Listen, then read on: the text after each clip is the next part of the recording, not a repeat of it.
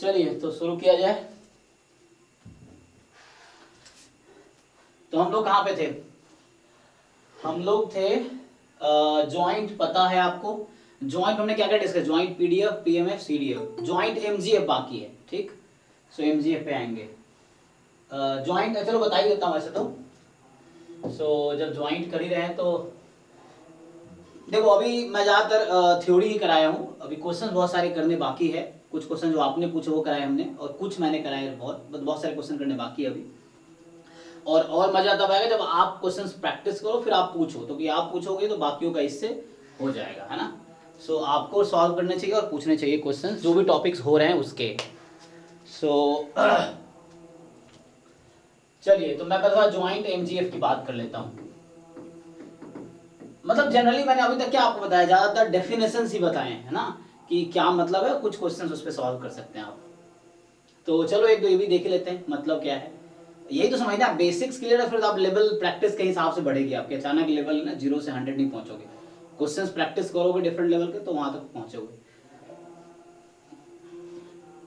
सो joint MGF में क्या है, मान लो ऐसा है कि लेट, अच्छा उससे पहले हमने आपको, पहले तो मुझे एक्सपेक्टेशन बताना पड़ेगा ना। तो चलो एक्सपेक्टेशन जो लास्ट क्लास में कर रहे थे पहले वहां से स्टार्ट कर लेते हैं। लास्ट क्लास में एक्सपेक्टेशन बता रहे थे ना हम लोग, सो वहीं से कंटिन्यू करते हैं।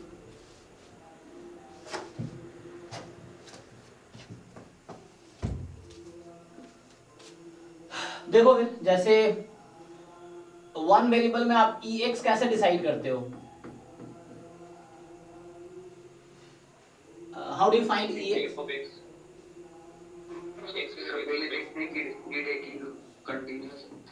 हाँ ठीक है, मतलब दोनों बता दो। जैसे मान लो अगर कॉन्टिन्यूअस है तो ऐसा होगा, ठीक है, और डिस्क्रीट है तो ऐसा होगा। सो ये तो बहुत बेसिक है जो आप जानते हो। ठीक है, ये कब है, when x is continuous random variable and when x is discrete random variable। लेकिन ये तब है जब आगे रिस्ट्रिक्शन जो बनाई लिख रहा हूं, provided that integration mod x time this should be a finite quantity. यहां भी provided that mod x time this should be a finite quantity, तब जाके हम बोलेंगे ये डेफिनेशन है। ओके, अब मैं टू, ये तो वन वेरिएबल का हो गया, फाइन। y का भी लिखूंगा, ऐसे ही लिखूंगा। अब मान लो ऐसा है कि let xy be a continuous random vector। ठीक, continuous random vector, then expectation of some function g x comma y। अब ये continuous बोल दिया मैंने, तो क्या लगता है आप कैसे डिफाइन करना चाहिए हमको? Integration gx into fx dx। कितना इंटीग्रेशन, एक या दो? सर दो, है ना। सो डबल इंटीग्रेशन, जो फंक्शन है वो जी एक्स कॉमा वाई, और इनटू में जो ज्वाइंट पीडीएफ है वो dx dy। अब जो भी सपोर्ट है वो डिपेंड करेगा क्या है, उस सपोर्ट पे डिपेंड करेगा। सो ये तो हो गई आपकी डेफिनेशन। ठीक, इससे रिलेटेड कोई क्वेश्चन मिले प्रीवियस ईयर पेपर में, चाहे वो BHU, DU, HCU या CUET या कोई भी सेंट्रल यूनिवर्सिटी एग्जाम के, आप ट्राई कर सकते हो। सो ये किसी बुक में आपको डाउट हो तो ये तो हो गया कॉन्टिन्यूअस का। अगर डिस्क्रीट है तो ये तो कौन है ना। सो हम लोग डिस्कस कर रहे हैं एक्सपेक्टेशंस। सो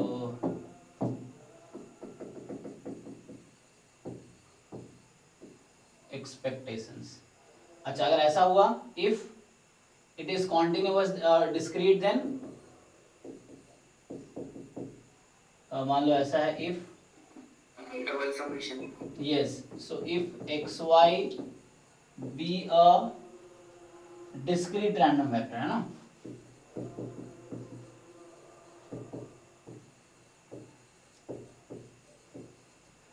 then अगर ये डिस्क्रीट है सो क्या होगा, तो simply expectation of G X comma Y, मतलब टू वेरिएबल का फंक्शन है ये टू वेरिएबल का फंक्शन है, तो इसकी वैल्यू क्या होगी, double summation G X comma Y probability at X comma Y joint PMF, जो भी एक्स की वैल्यूज है या जो भी वाई की वैल्यूज हैं इस तरीके से। सो डेफिनेशन में किसी को डाउट नहीं होगा, आप सिंपली समझ पा रहे हो कि जिसका भी एक्सपेक्टेशन निकालना है, मीन निकालना है, सो वो फंक्शन है ना, यहाँ पे मैं x का लिखा था, मैं इन जनरल इसको gx कर सकता हूँ, तो ये है एक्सपेक्टेशन ऑफ, मान लो gx होता और यहाँ भी एक्सपेक्टेशन gx होता तो कोई प्रॉब्लम नहीं है, तो यहाँ भी gx हो जाता, ठीक, जो फंक्शन है वो फंक्शन टाइम दिस। सो ये तो हो गया डेफिनेशन एक्सपेक्टेशंस का। इसमें किसी को डाउट है, एक दो क्वेश्चन करके देख लो, चलो। सो क्वेश्चन से स्टार्ट करते हैं, पहला क्वेश्चन। सो क्वेश्चन वही जो हम पहले डिस्कस कर चुके हैं, वही क्वेश्चन लिखता हूं कि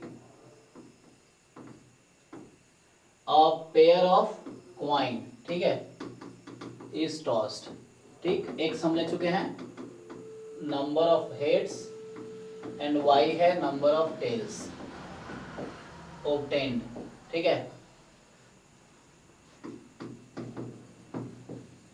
फाइन, ये हमने एग्जाम्पल पहले भी डिस्कस किए हैं।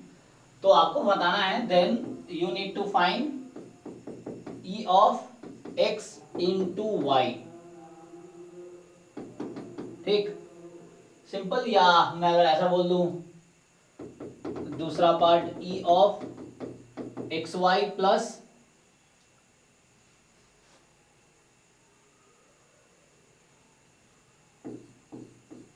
या ऐसा ले लो X Y plus X square Y, मान लो इस तरह से है सपोज। और दूसरा क्वेश्चन है कि वही कि ज्वाइंट पीडीएफ आपको दे रखा है,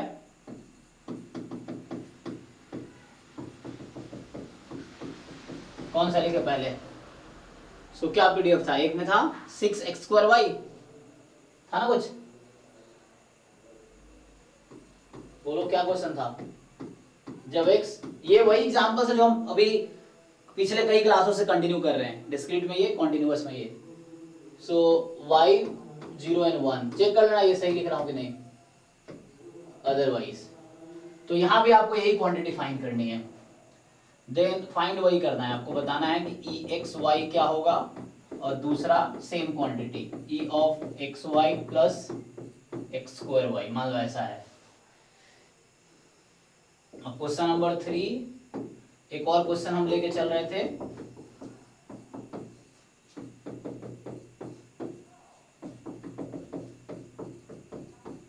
क्या था वो, 8xy, तुम लोग एक बार मैच कर लेना पिछले क्लास से, ये एग्जाम्पल रिपीट हो रहे हैं, वही सब हैं, आपको इसमें वही चीजें बतानी है।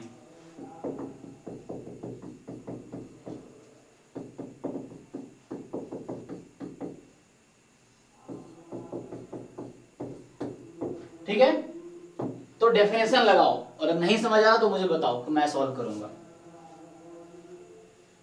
डेफिनेशन क्लियर है ना, ये पीछे जो लिखा है मैंने, ट्राई करोगे या मैं सॉल्व करना शुरू करूं, क्या कहते हो?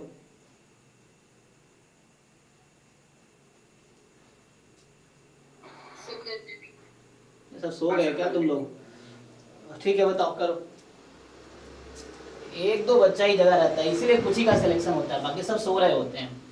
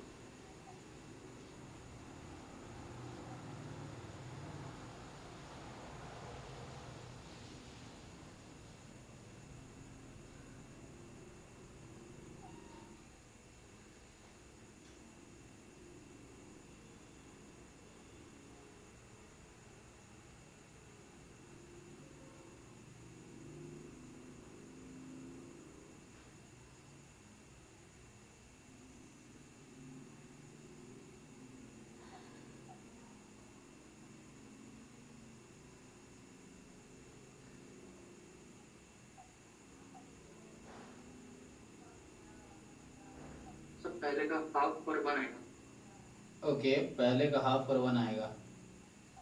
उसके बाद 1/2 और 9/10। अच्छा, 1/2 और 9/10। फिर 4/9 और 2/7। ओके, मैं लिखता हूँ, 1 मिनट।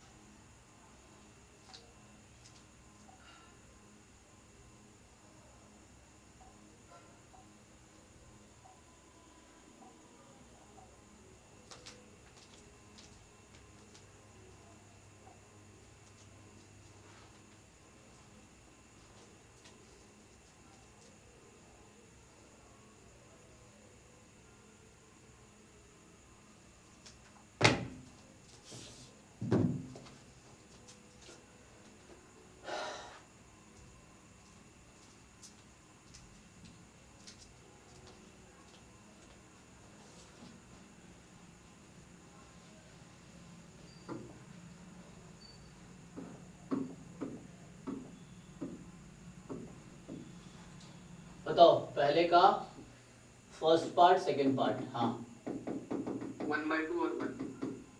ओके, इसका फर्स्ट पार्ट और सेकंड पार्ट। 1/2 और 9/10।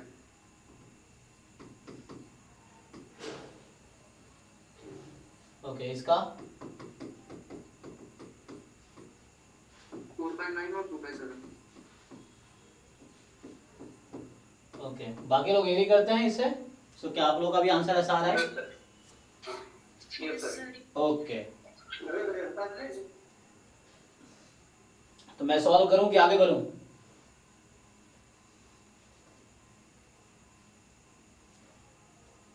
बताओ, किसी में हिम्मत नहीं है ये बोलने की कि सॉल्व कर दो? अरे भैया, जिसने सॉल्व नहीं किया वो तो बोल दो कम से कम, या तो किया है तो बताओ आंसर। आंसर सिर्फ 2 लोगों ने बताए हैं। मेरा सेम आ रहा है सर। ओके, तीसरे लोग, ठीक है। बाकी सबका आया क्या same answer? Yes sir, sir आ गया। ओके,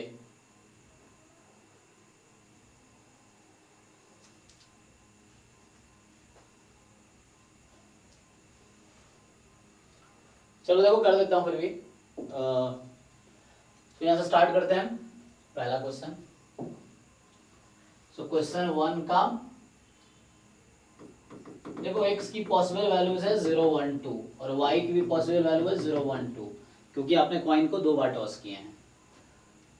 तो ज्वाइंट लिख लो, इधर x, किधर भी x, किधर y, तो मर्जी है तुम्हारी। सो x ऊपर y नीचे, मान लो 0, 1, 2, 0, 1, 2।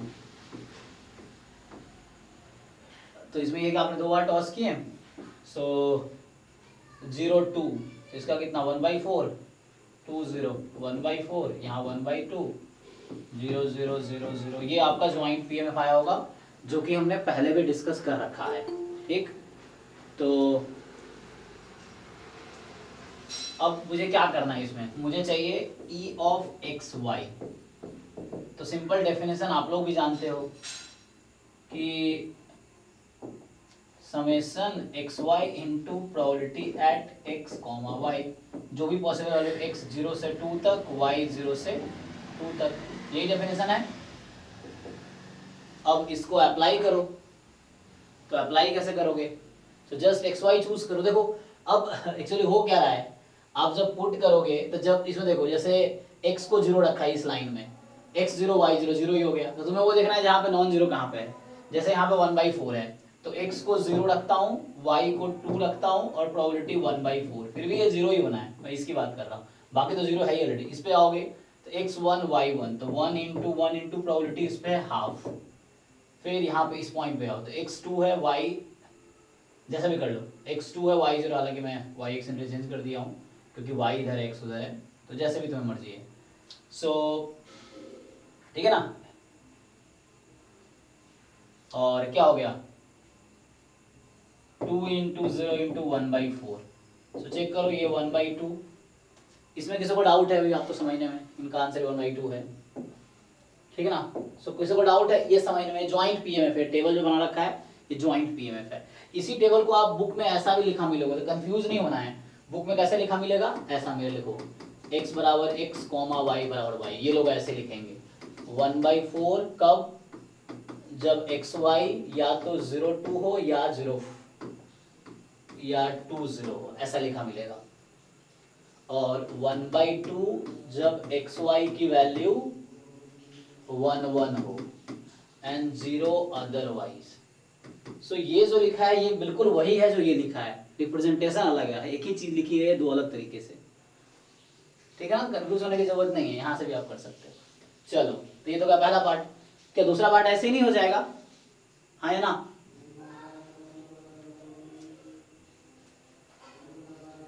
अरे वो लोग बताओ जिनका नहीं हुआ है, हो जाएगा कि नहीं हो जाएगा?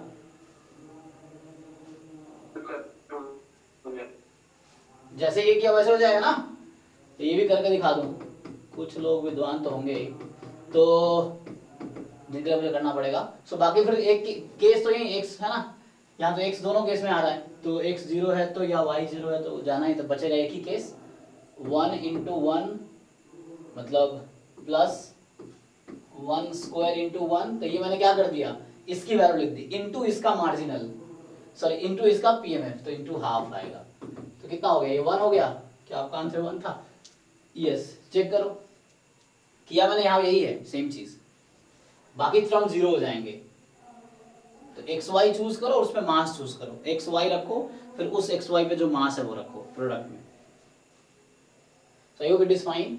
नेक्स्ट, सो दूसरा क्वेश्चन जो है कि मैंने एफ एक्स वाई आपको दे रखा है 6x² y, और I hope this is correct PDF, ठीक है ना। ये पीडीएफ करेक्ट है ना? किसी ने चेक किया? लास्ट क्लास में यही लिखा था ना, 6 ही है ना वहां पे?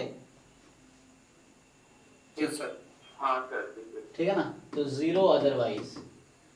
अब आपको मैंने बोल दिया e ऑफ एक्स वाई बताओ, तो ये भी आपको पता है, डिफिकल्ट तो है नहीं, X Y into joint PDF 6x² y।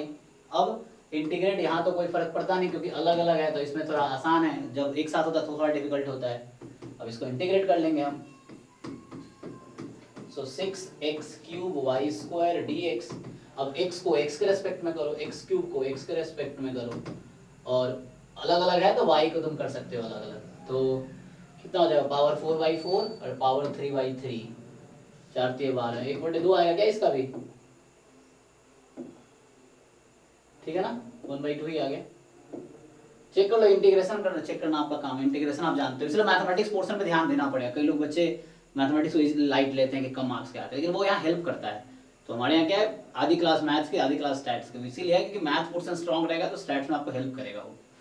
जैसे ये इंटीग्रेशन है तो आता है ही, फिर भी जो डबल इंटीग्रेशन थोड़े से नया होगा कुछ लोगों के लिए। चलो बाकी भी निकल जाएगा। तो ऐसे ही e of x Y plus x² y लिख दिया था मैंने, तो ये भी ऐसे ही हो जाएगा।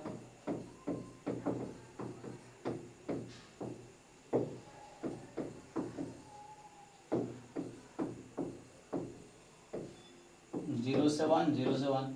अभी कैलकुलेट कर लो क्या आता है, ठीक है ना। तो जैसे इन्होंने आंसर बताए तो मैं वही लिख देता हूँ, क्योंकि आप करके देखो क्या आता है। तो इसका 9/10 आया हुआ है।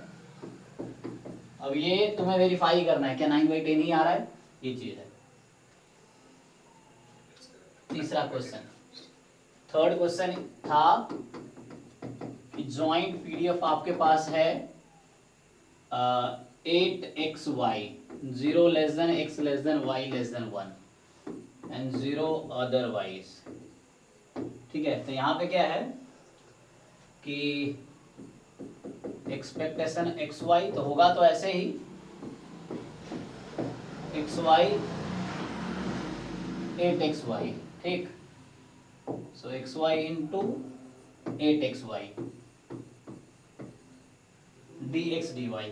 तो अब देख लो x की लिमिट लिख रहे हो पहले तो 0 से y, और y की लिख रहे हो 0 से 1, ये जानते ही हो आप लोग। तो ये हो जाएगा, इंटीग्रेट कर लो इसको। अब और बाकी वो भी ऐसे ही है।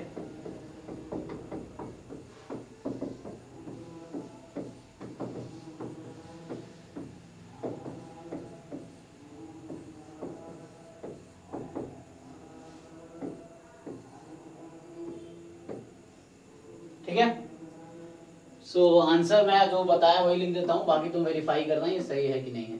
सही ही होगा, 4/9 2/7। सो 4/9 2/7 देख लो अब तुम लोग बताओ। ओके, तो यहां तक कोई डाउट तो नहीं होगा। तो ये हमने सीखा कि how to find expectation of function of two variable. Okay,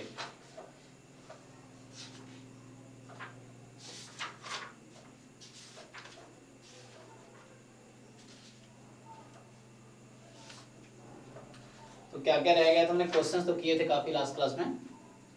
सो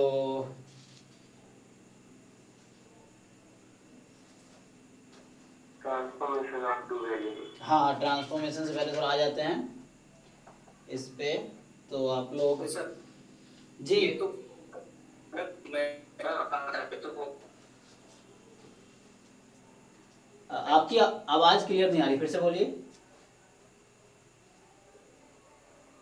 मैंने कहा कि प्रोडक्ट मूवमेंट आप करा दिया, ये तो आगे था, ये हो ही गया। कोई बात नहीं, कुछ और भी होगा तो भी कोई दिक्कत नहीं है।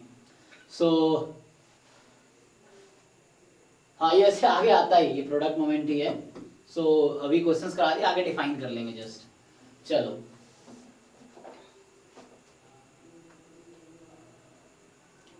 ऐसे एक क्वेश्चन लिख देता हूँ, हालांकि ये क्वेश्चन तुम कर चुके हो, फिर भी मुझे दिख गया तो एक कर लो फटाक से, फिर आगे बढ़ूंगा मैं। एक ये है जॉइंट पीडीएफ है, x प्लस वाई कब, जब x है 0 से 1 और y है 0 से 1, 0 अदरवाइज। ठीक है, इसमें दो क्वेश्चन है आपके पास। सो फाइंड, पहला क्वेश्चन है probability x plus Y less than 1, and दूसरा है expectation of x plus Y. ठीक, ट्राई कीजिए।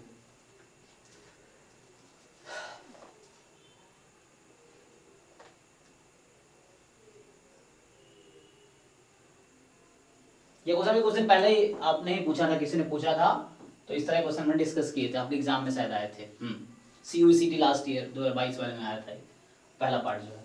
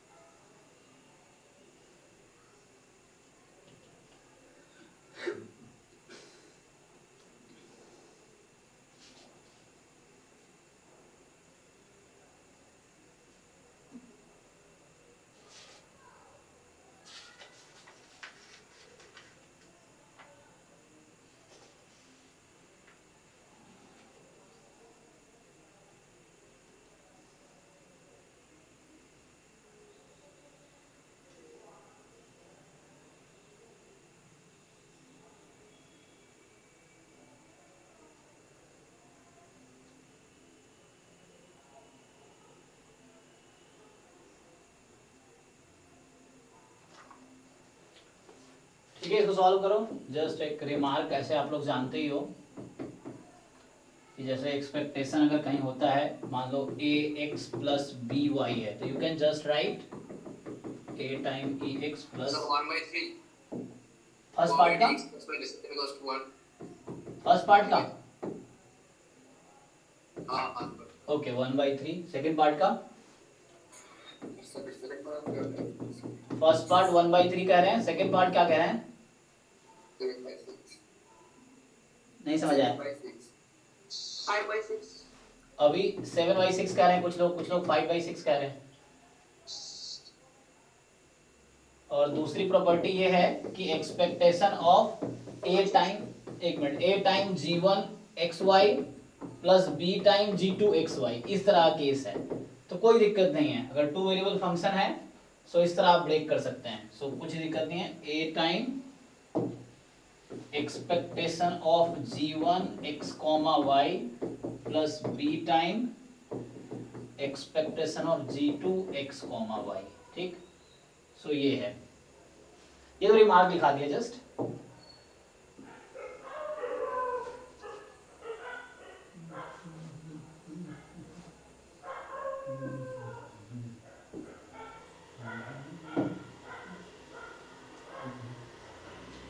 ठीक है, तो बाकी लोग वेरीफाई करो कौन सा सही है, 7/6 या 5/6।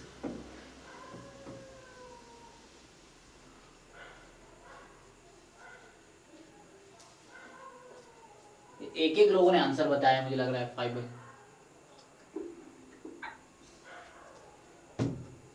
तो 1/3 आ रहा है।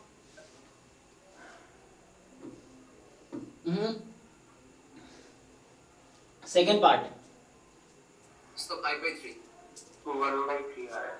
अच्छा कुछ का 1/3 भी आ गया, कुछ का 5/3 भी आ गया। अरे भाई गजब है, आंसर तो एक ही होगा। अब एग्जामिनर को पता है तुम कहाँ गलती करोगे, यही 4 ऑप्शन बनेंगे एग्जाम में।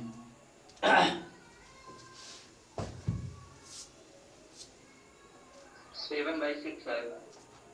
Okay, So 7/6 okay okay.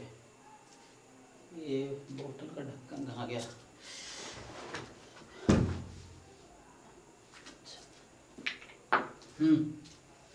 चलो मैं सॉल्व करता हूँ।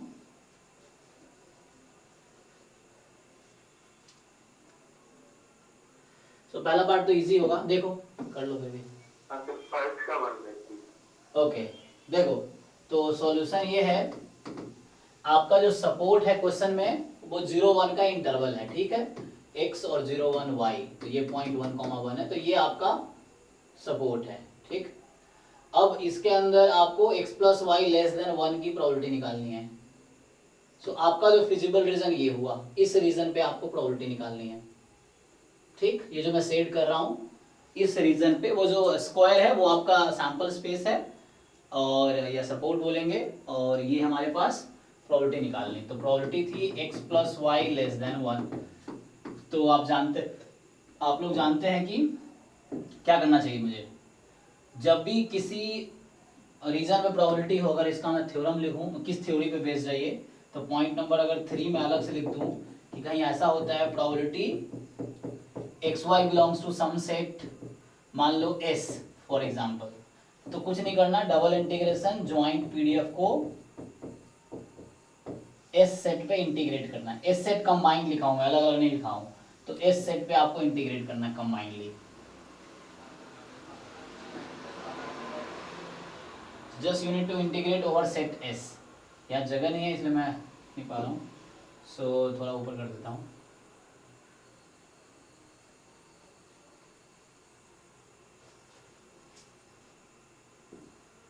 मैं ये बोलना चाह रहा हूँ कि यहाँ पे ये होगा x, y belongs to S, ऐसा लिखेंगे, इस पे इंटीग्रेट करना आपको। तो ठीक है, ये फॉर्मूला लिखा दिया क्वेश्चन के लिए। सो आपका ज्वाइंट पीडीएफ भी x प्लस वाई ही है और dx dy। अब बताइए x की लिमिट आप लोगों ने क्या ली है, अगर मैं x लिखूंगा तो मैं ऐसा स्ट्रिप बनाऊंगा ना, 0 से 1 minus y। yes, because this curve is x plus y less than 1, in fact x plus y equal to 1, this curve is equal to 1 and this curve is x is equal to 0। तो x की value 0 से, अब x की value यहाँ से निकालो, सो यहाँ से जब x की वैल्यू निकालोगे तो x बराबर आएगा 1 माइनस वाई, तो x की वैल्यू 1 माइनस वाई। अब ये स्ट्रिप कहाँ से कहाँ मूव कर सकती है, बॉटम पे कहाँ तक आ सकती है, टॉप पे कहाँ तक जा सकती है, 0 से 1। तो ये 0 तक और ये यहाँ तक जाएगी, तो 0 से 1। अब इंटीग्रेट कर लीजिए, तो इसमें किसी को डाउट तो नहीं 1/3 आ रहा है, इसमें तो किसी को डाउट नहीं है ना, it is fine. Okay, second part, जो सेकेंड पार्ट हमने आपसे पूछा है e of x plus Y, तो यहाँ भी ऐसे ही है, एक्सपेक्टेशन तो अलग अलग भी कर सकते हो एक साथ। सो यहाँ है डेफिनेशन के हिसाब से डबल इंटीग्रेशन अब देखो ये मैंने ये तुम्हारा ये वाला आया और इनटू पीडीएफ, तो पीडीएफ ही x प्लस वाई है, dx dy। अब यहाँ दिक्कत हुई, लिमिट तुम लोगों ने क्या ली थी? 2 to 1 0 to 1। हाँ, यहाँ तो कोई रेस्ट्रिक्शन है ही नहीं, यहाँ तो कोई रेस्ट्रिक्शन नहीं है ना, वो तो पहले पार्ट में था। हमारा तो ये सपोर्ट है पूरा, तो हमें इस रीजन पे इंटीग्रेट करना है इसको, पूरे सपोर्ट पे। जब भी हम एक्सपेक्टेशन निकाल रहे हैं तो पूरे सपोर्ट पे इंटीग्रेट करना है हमें। सो 0 to 1 0 to 1, अब इंटीग्रेट करके देखो, ये x plus Y whole square dx dy।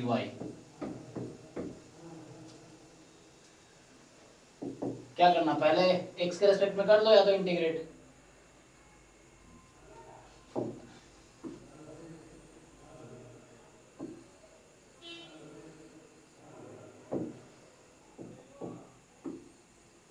चलो तो देखो यहाँ तुम कैसे ओपन ब्रैकेट है वो, स्क्वायर ओपन कर भी सकते हो नहीं भी कर सकते हो, तरीका कोई भी हो आंसर सेम आएगा। सो मैं ओपन नहीं करता हूँ, मैं जस्ट ऐसे सॉल्व करता हूँ, x plus Y cube upon 3, ठीक है। अब बचेगा सिर्फ dy और लिमिट क्या है 0 to 1 0 to 1। तो मैंने अभी x के रेस्पेक्ट में इंटीग्रेट किया जस्ट, तो इट इज लाइक जैसे x प्लस 1 होता है ना, तो x प्लस वाई का क्यूब अपॉन 3। अब जहाँ जहाँ x है 1 रख दो, मतलब अपर माइनस लोअर, तो अपर माइनस लोअर करोगे तो 1 प्लस वाई का whole cube upon 3 minus 0 plus Y का होल क्यूब अपॉन 3, और इसको अब मुझे रह गया इंटीग्रेट करना y के रेस्पेक्ट में। यहाँ तक किसी को डाउट है तो बताओ। मैंने x के रेस्पेक्ट में इंटीग्रेट किया इसको, y को कांस्टेंट मान के, तो x प्लस वाई का होल क्यूब अपॉन 3 ये हो गया, upper limit minus lower limit, और x को पहले 1 रखा बाद में 0 रखा। अब इसको इंटीग्रेट कर लो फिर से, 1 प्लस वाई का इंटीग्रेशन 1 प्लस वाई की पावर 4, 3 पहले है, 3 4 ज़ा 12 माइनस वाई की पावर 4 अपॉन फिर से 12।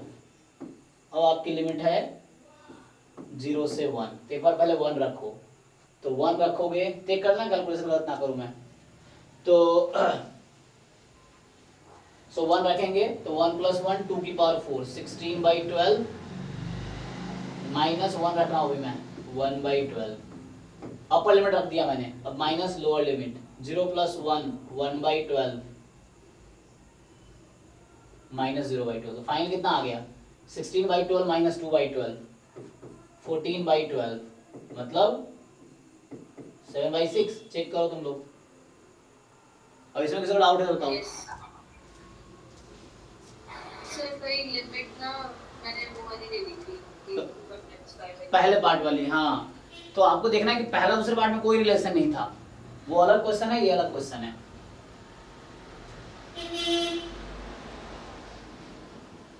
सर जी एक डाउट है, बोलो बोलो। ग्रुप पे सेंड किया, ग्रुप पे।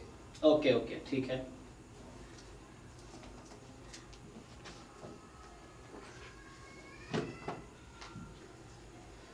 तो ये इस क्वेश्चन में किसी को डाउट नहीं होगा। अब आगे बढ़ते हैं, तो इसका डाउट देख लेते हैं क्या है। तो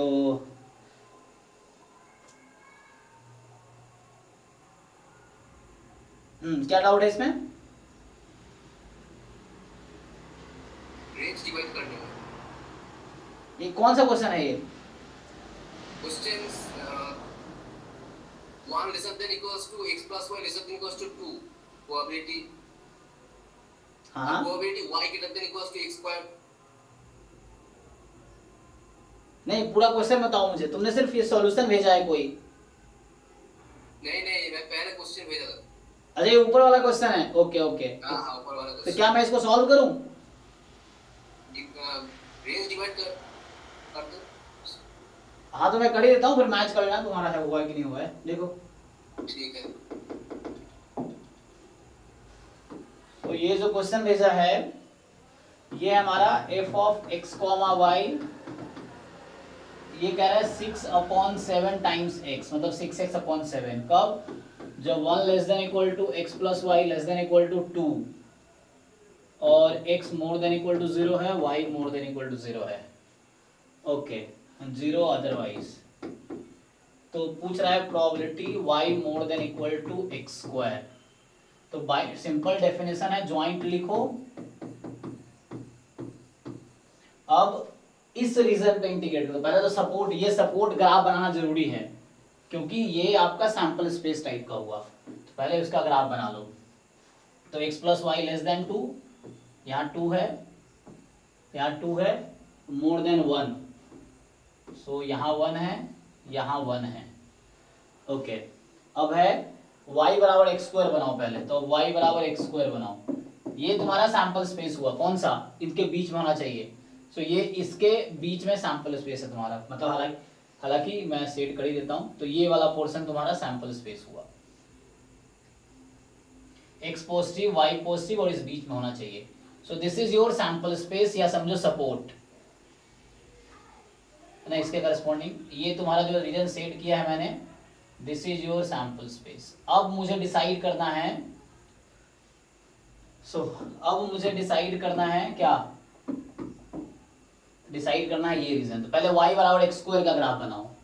सो y बराबर एक्स स्क्वायर का ग्राफ बनाओगे तो पहले तो पॉइंट मुझे ढूंढना पड़ेगा 1,1, एक तो यहाँ से पास कर रहा है, और जब x2 है तो y 4 है, x2 है तो y इधर कहीं है ना, 1 2 3 4 होगा, इधर होगा। सो इस तरह का रफली ग्राफ बना रहा हूँ मैं। हाँ, लेफ्ट साइड की जरूरत भी नहीं है, ठीक है। तो ये जो ग्राफ है ये मैंने बनाया है y is equal to X square की। तो पहले तो आपको ये डिसाइड करना होगा कि ये है y more than equal to X square. तो ये जो कर्व मैंने बनाए हैं y is equal to X square, है ना, ये इसके रीजन ऊपर वाला होगा नीचे वाला होगा, कौन सा हो रहा है, ऊपर वाला बस, ऊपर वाला होगा। कैसे चेक करोगे, तो आप कोई भी एक पॉइंट उठा लो जो इस कर्व पे नहीं है। जैसे फॉर एग्जांपल इस पॉइंट का कोऑर्डिनेट है 2,0, मैं इसमें 2,0 पुट कर दूंगा, तो x को 2 y को 0, तो 0 मोर देन इक्वल टू 4, ये आया गलत, फॉल्स क्यों आया, क्योंकि मैं इसके नीचे वाला पॉइंट लिया था, फॉल्स आया, ऊपर वाला होगा ट्रू आएगा। तो हमारा जो फिजिबल रीजन है वो ये है, ठीक। सो ये मेरा फिजिबल रीजन है जिसपे मुझे इंटीग्रेट करना है। तो ये रीजन कौन सा है, ये वाला रीजन आया। तो अब हमें काम ये करना है, लिमिट लेनी है। तो मैंने पहले dx dy लिख दिया, बट आपको सोचना चाहिए कौन सा बेटर रहेगा। तो लो, कोई सा भी लो, तुम्हें दो पार्ट में सम करना पड़ेगा। Are you getting point, why, जिनको इंटीग्रेशन पे कमांड है उनको समझ आ रहा होगा ऐसा क्यों है। जैसे अगर आप पहले मैं जैसे dx लिख रखा हूं, तो अगर मैं ये कर्व लूंगा तो यहाँ ये है और यहाँ ये है, ओके, बट यहाँ फिर कर्व चेंज हो गया, ये कर्व चेंज हो गया। सो कहने का मतलब ये, अगर तुम पहले x लोगे तो तुम्हें यहाँ पे ब्रेक करना पड़ेगा। तो ये कौन सा पॉइंट है, पहले इंटरसेक्शन पॉइंट निकालो दोनों का, बताओ। सो प्लस हमें यहाँ दो पार्ट में करना पड़ेगा, समझ आ रहा है। इसके ऊपर और इसके नीचे, ऐसा क्यों हो रहा है, क्योंकि राइट कर्व चेंज हो रहा है। ये कर्व, अभी जो कर्व है ये वाला कर्व है आपका x plus Y equal to 2, और ये वाला जो कर्व है आपका वो है y बराबर एक्स स्क्वायर, ठीक। तो और ये तो y बराबर 0 ही है। सो आपको क्या करना है,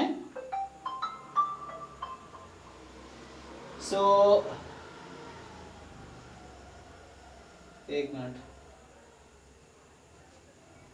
हेलो, हाँ जी मैम, कैसे हो आप। बीच में से अभी भी, कैसा रहा आपका रिजल्ट, पास हुए। अरे बधाई हो बधाई हो। बीच में मैंने छोड़ दिया क्योंकि मैं बिजी हो गया था, मैं भी बिजी भी हो गया हूँ, अभी क्लास ही चल रही है मेरी। तो अरे वाह, IIT हैदराबाद मिला, कंग्रेचुलेशन, सही है।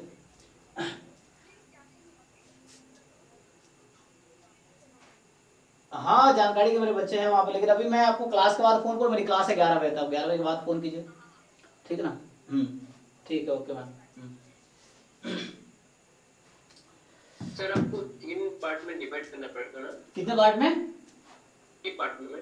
अच्छा अभी देखना पड़ेगा पहले तो। हाँ, अभी तो पहले मुझे 2 समझ आया कि वैसे कर रहे थे ना। हाँ, तो ये बेटर है ना, फिर यहाँ पे, फिर यहाँ भी कर्व चेंज हो रहा है, यस। तो अगर मैं dx पहले ले रहा हूँ तो वो देखना पड़ेगा ना कर्व, एक तो ये कर्व है फिर ये कर्व, बट यहाँ पे फिर दिक्कत आएगी, ये, यस। सो अभी 3 पार्ट करना पड़ेगा। हाँ, तो वो बेटर है dy dx ले, dy dx में 2 बार में हो जाएगा। हाँ, वर्टिकल कर ले तो सर 2 में ही हो जाएगा। हाँ, 2 में हो जाएगा। dx dy में 3 बार करना पड़ेगा, क्योंकि जब एक ये रीजन अलग है, यहाँ तक एक इंटीग्रल, फिर इस बीच में एक इंटीग्रल, फिर यहाँ पे एक इंटीग्रल, तो ये 3 रीजन में बटा है ये, क्योंकि देखना पड़ेगा दोनों साइड अगर कॉमन कर्व आ रहा है तो कोई दिक्कत नहीं है। कर्व अगर चेंज हो रहा है किसी एक साइड भी तो आपको लिमिट चेंज करनी है। यहाँ देखो, यहाँ पहले ये कर्व था, फिर ये कर्व हो गया चेंज, यहाँ पे चेंज करना पड़ेगा लिमिट। फिर इधर देख रहे हैं तो ये कर्व ये है, फिर यहाँ कर्व चेंज हो गया तो यहाँ फिर लिमिट चेंज करनी पड़ेगी। तो बेटर है dy dx करके कर लो। सो यहां से हमारे पास आएगा dy dx, सो 6x/7 dy dx, ठीक है। अब देखो, ठीक है मैं पहले इससे कर देता हूं। तो आप पहले dy dx, अब dy dx जब करोगे तो आपको ऐसे बनाने पड़ेंगे। तो यहां देखो, यहां पे एक कर्व ये है और एक कर्व तो ये है और एक कर्व ये है।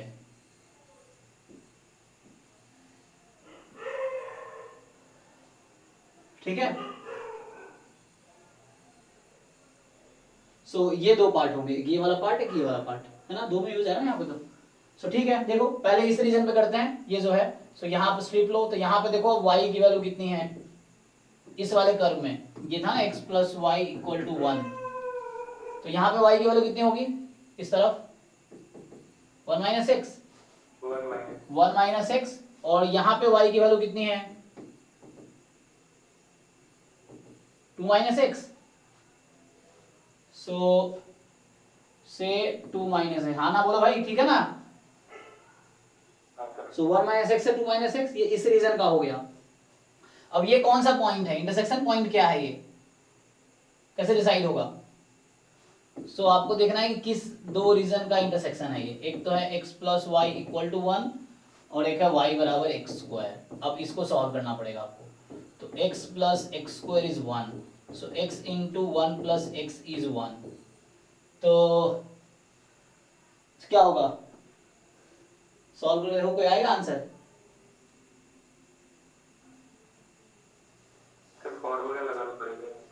क्वाड्रेटिक फॉर्मूला लगाना पड़ेगा ना, ऐसे तो नहीं हो रहा।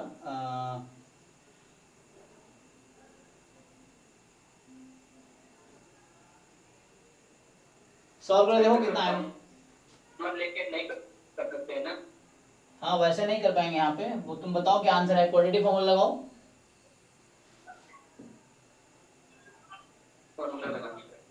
क्वाड्रेटिक फॉर्मूला सॉल्व कर लो। -1 + -√5 है। ये हो गया x² + x - 1 is 0। So x की वैल्यू आएगी -1 ± √d, तो √5/2। तो चूंकि हम राइट साइड में ले रहे हैं तो पॉजिटिव वाला आंसर होगा। यहाँ पे कहाँ से कहाँ तक जाएगी लिमिट, ये जो स्ट्रिप है 0 से लेके वहां तक, तो ये होगा 0 से लेके √5 - 1/2 तक। ओके, अब दूसरे एक साइड आते हैं। तो इस ये जो बीच का लाइन है इसके आगे, इसके आगे अगर हम लेंगे तो क्या होगा, ये स्ट्रिप बनाया हमने। तो यहाँ पे देखना आपको कि इस कर्व में जो लोअर कर्व है इसमें y की वैल्यू कितनी है। तो ये है y = x²। तो x² से स्टार्ट होके कहाँ तक जाएगी, यहाँ इस कर्व तक, तो वो था 2 - x। और अब x की वैल्यू इस रीजन में क्या है, तो यहाँ पे क्या था, इसका इंटरसेक्शन पॉइंट क्या है, ये तो कलर चेंज करना पड़ेगा। हाँ मैं बोल रहा हूँ ये इंटरसेक्शन पॉइंट यहाँ पे x क्या है। तो क्या करोगे, फिर से तुम सॉल्व करोगे इसको और उस कर्व को, like x + y = 2, y = x²। तो यहाँ हो जाएगा x × 1 + x = 2, तो यहाँ मिल जाएगा तुम्हें 1 × 2 हो गया।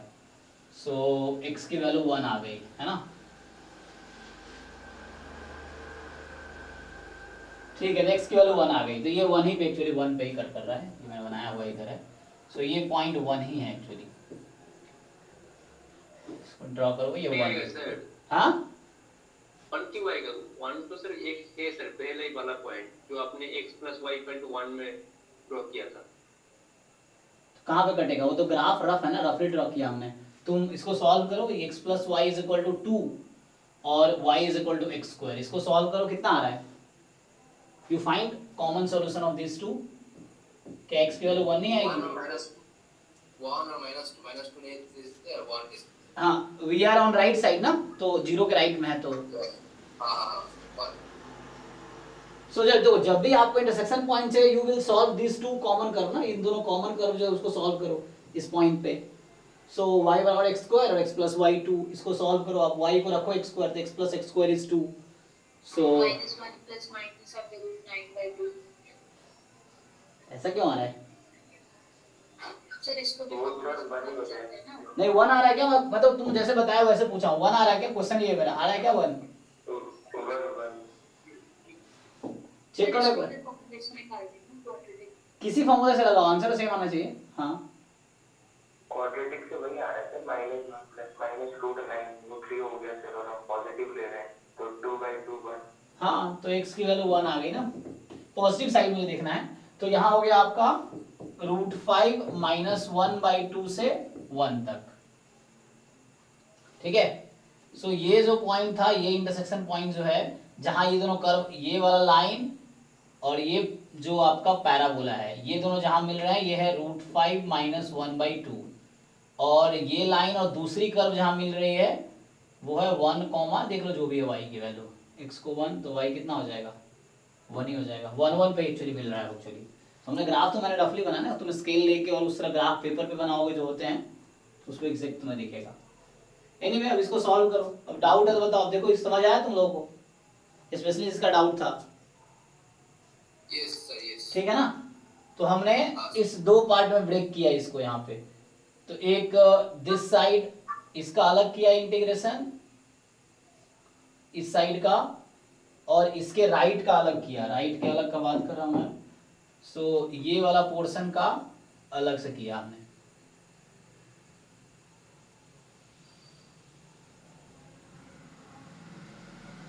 ठीक है,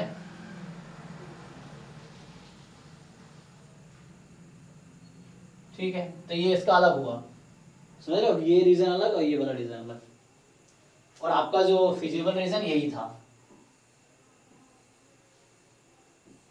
ये आपका फिजिबल रीजन था। किसी को डाउट अभी भी है तो आप पूछो।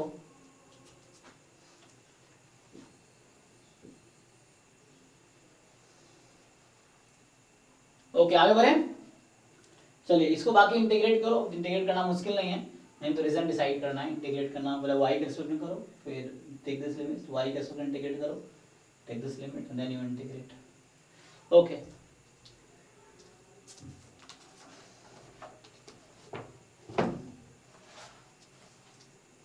चलो आगे बढ़ते हैं। तो एक्सपेक्टेशन तो ठीक है। अब आता है ज्वाइंट एमजीएफ। तो ज्वाइंट एमजीएफ जो है,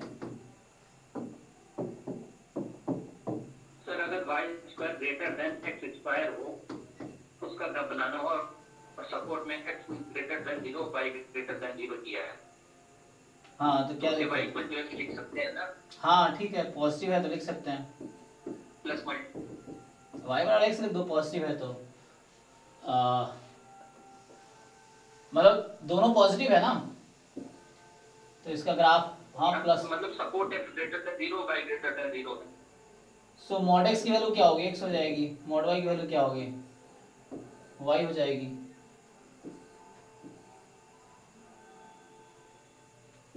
क्योंकि नेगेटिव साइड जाना नहीं है तुम्हें, तो ये दो लाइन बनेंगे इसमें, y बराबर x और y बराबर -x। तुम्हें ये नेगेटिव साइड जाना नहीं है तो ये छूट जाएगा, तो ये लाइन सिर्फ होगी। y बराबर x हो जाएगा, स्क्वायर स्क्वायर कैंसिल हो जाएगा। ओके सो ज्वाइंट एमजीएफ क्या होगा? तो मान लो ऐसा है, late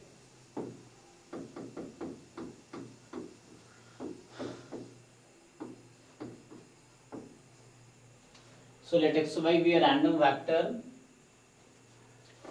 so then joint MGF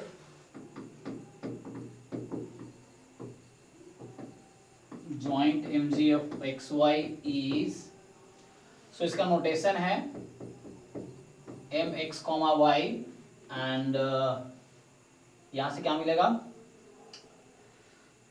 मैं t1 t2 के टर्म में लिख देता हूं, ठीक है। सो वन वेरिएबल में एमजीएफ क्या जानते हैं आप लोग? कोई बताओ 1 variable MG P of X. है ना, कि mgf of x just expectation of e की पावर tx, यही जानते हैं आप लोग। तो ये चीज है, बस कंडीशन ये है कि expectation should exist, expectation exist कर रहा है तब डिफाइन कर सकते हैं हम लोग। तो सिमिलर यहाँ भी ऐसे ही है, this is expectation of e की पावर t1x प्लस t2y, ये हो गया। अब ये वही एक फंक्शन है जो gxy लिखा था, ये वही एक फंक्शन है, समझ आ रहा आप लोगों को। सो ये जस्ट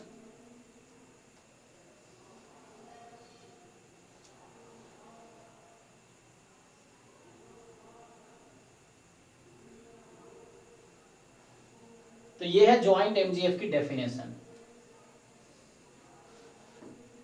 जहां टी क्या होगा, जहां पे T1 T2 जो है, T1 will belong to some interval containing 0, for example minus epsilon 1 to epsilon 2, T2 will belong to minus epsilon 2 to epsilon 2, कहना मतलब T1 T2 हमेशा एक both will belong to interval containing 0। Epsilon 1 epsilon 2 क्या है, तो epsilon 1 कोई positive real number है, epsilon 2 कोई पॉजिटिव रियल नंबर है।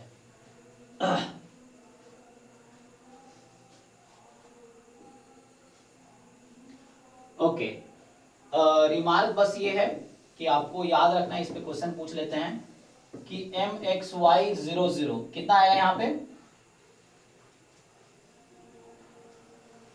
आप पुट करके देखो, 1 आएगा।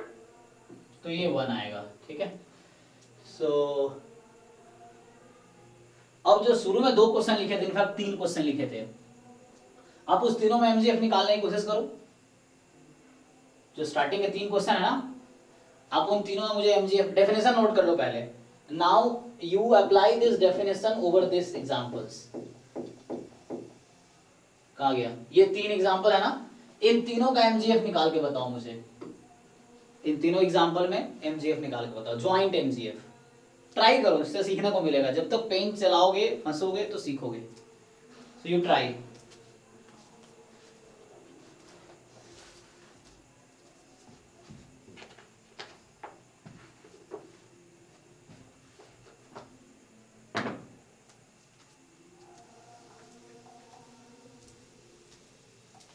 सो पहले ट्राई करो, बताओ क्या आंसर आ रहा है।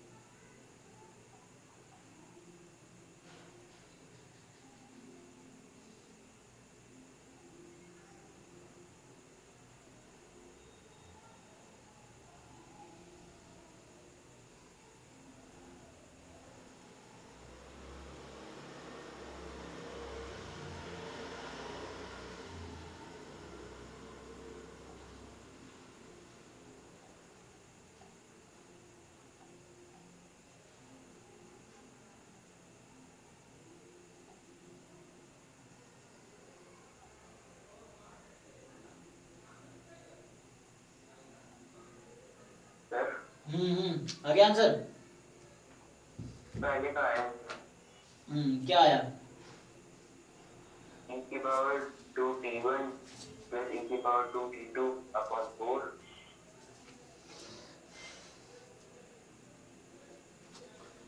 तो कॉपी का ऑप्शन तो देता नहीं है।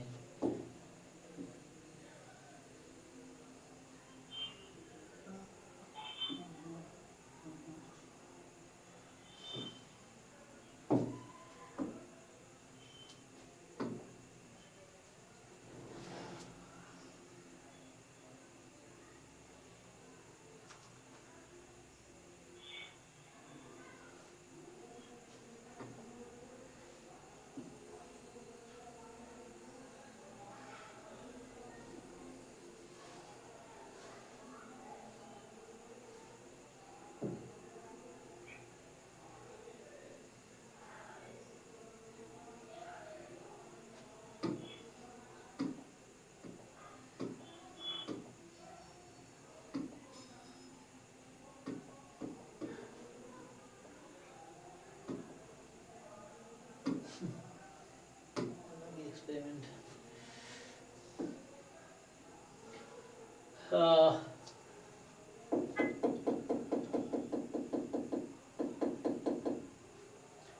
चलो, तो पहले क्वेश्चन का तुम बता रहे हो आंसर।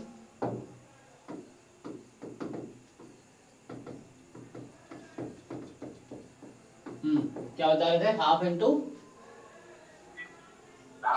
e की power t1 plus t2 T1 plus T2, हाँ, प्लस प्लस e की पावर 2t2 प्लस नीचे तक e में प्लस यहाँ प्लस, हाँ e की पावर 2t1 हाँ, divided plus 2 divided by 4। Okay. तो मतलब ये हो गया कि 1/4 टाइम दिस।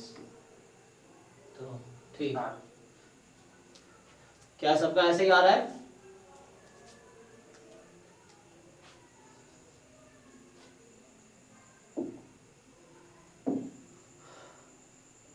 ये था, करो करो। बाकी को भी सबका एमजीएफ ट्राई करो, डेफिनेशन लगा के देखो। है वैसे ही जैसे एक्सपेक्टेशन निकाला था, बस एक्स वाई था यहाँ पे, तो अब एक्स वाई की जगह e की पावर tx1 प्लस tx2 है, तो आंसर t1x1 प्लस t2x2 या t1x प्लस t2y, तो t1 t2 में आंसर आएगा। सर क्वेश्चन 2, हाँ सेकेंड, आगे आंसर। 6 इंटू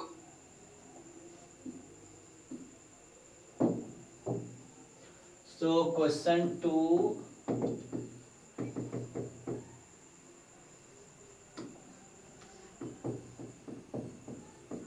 हाँ 6 इंटू आज ब्रैकेट है, ब्रैकेट में bracket e to the power t2 divided by t2 इसके divide by divided minus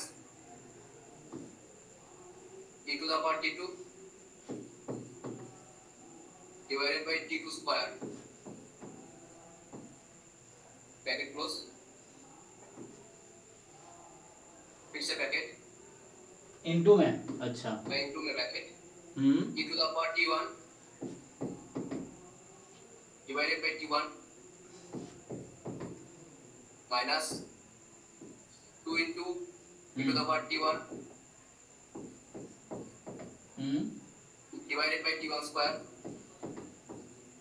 plus इसी में प्लस, चलो हाँ plus 2 into e to the power t1 divided by t1 cube bracket close. यही तो आ रहा है, श्योर नहीं। बाकी लोग देखो क्या आ रहा है।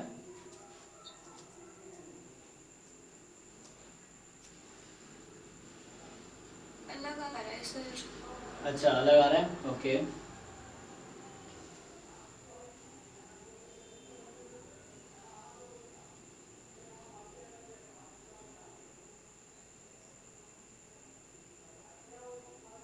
एक मिनट, तो इसका मैं काम करता हूँ थोड़ा। सर हम्म, फर्स्ट वाले में एक टर्म और आएगा 1/4 e to the power 2 t bar। अच्छा एक मिनट।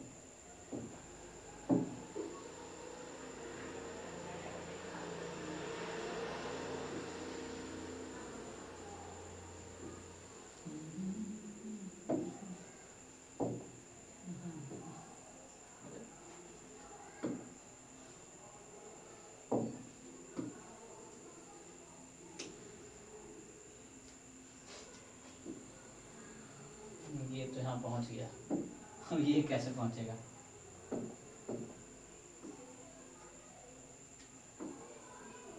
अरे यार, इधर अलग हो गया, कोई नहीं, दोबारा लिखते हैं। हाँ,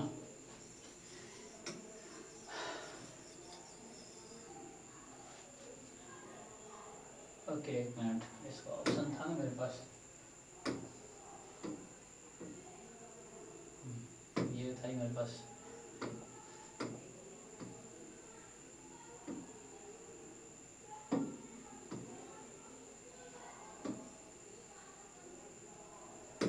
चलो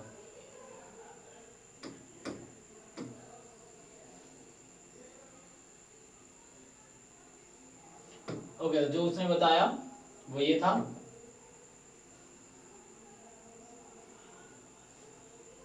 हाँ, दूसरे लोग क्या कह रहे हैं? एक तो इसने ये बताया था, दूसरे लोग क्या कह रहे हैं, आगे क्या होगा? वो फर्स्ट वाले में एक टर्म और आ रहा मेरा 1/4 e to the power 2 t bar sir, first वाले में। अच्छा इसमें नहीं सर, क्वेश्चन 1 में, क्वेश्चन 1। अच्छा, क्वेश्चन 1 में, ओके। वो मतलब इंक्लूड करके लिखती सर e की पावर 2। यहाँ भी डाउट है और यहाँ, ठीक है मैं करता हूँ सॉल्व। देखो स्टिल सर एक ठीक।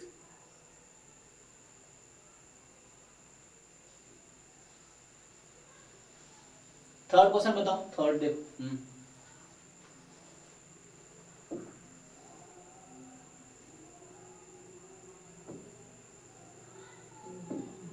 कोई नहीं, थर्ड ट्राई करो, थर्ड का आंसर आया तो बताओ। ना थोड़ा सा इंटीग्रेशन डिफिकल्ट होगा। देखो ये क्वेश्चन किसी बुक का नहीं है, कि मैं खुद ही बना रहा हूँ, है ना, ये ऐसा नहीं किसी बुक से उठाना है। बुक में ऐसे क्वेश्चन होंगे जो इजीली सॉल्वेबल होंगे, या एटलीस्ट सॉल्वेबल तो होगा। ये मैं ऐसे खुद ही बना रहा हूँ, तो सिखाने के लिए डेफिनेशन लगाने कैसे हैं।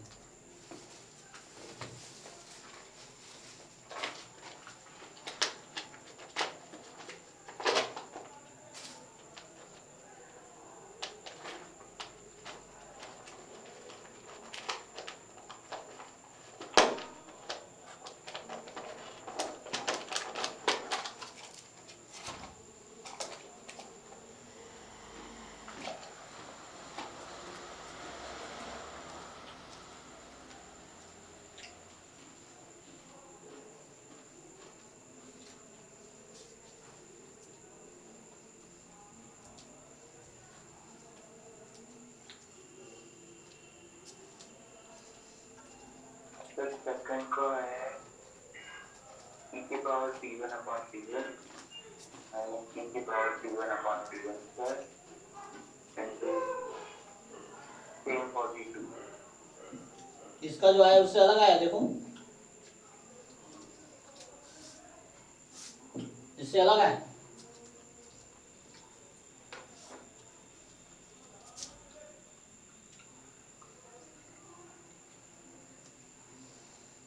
मैं बिल्कुल कर दूँ।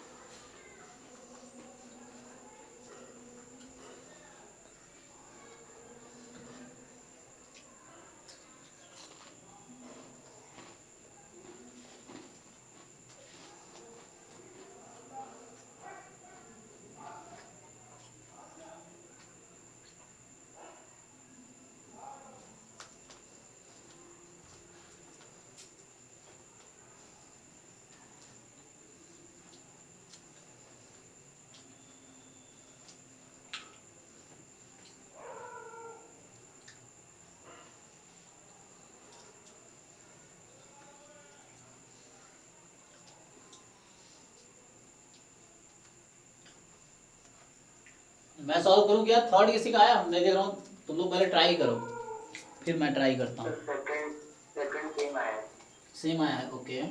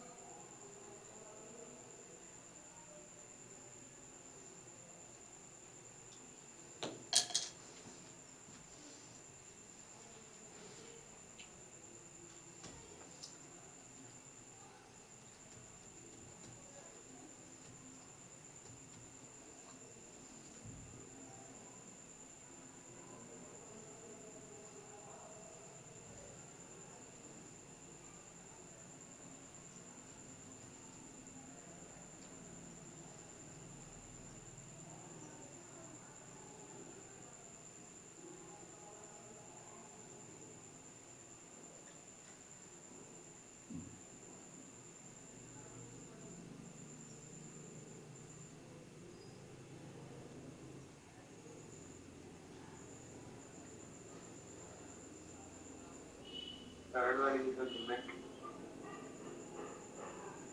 क्या लिमिट कॉम्प्लिकेट हो रहा है? समझ नहीं आ रहा मुझे तो।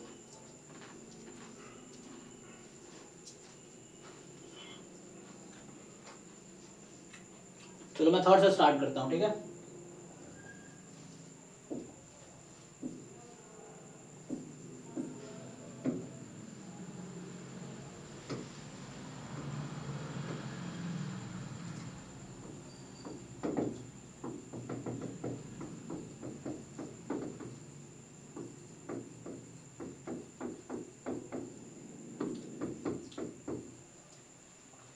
तो क्या था?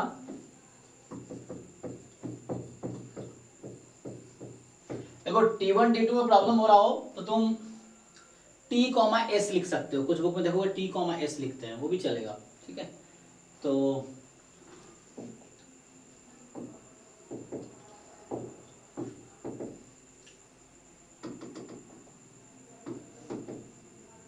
डायरेक्टली करता हूँ मैं, ठीक है।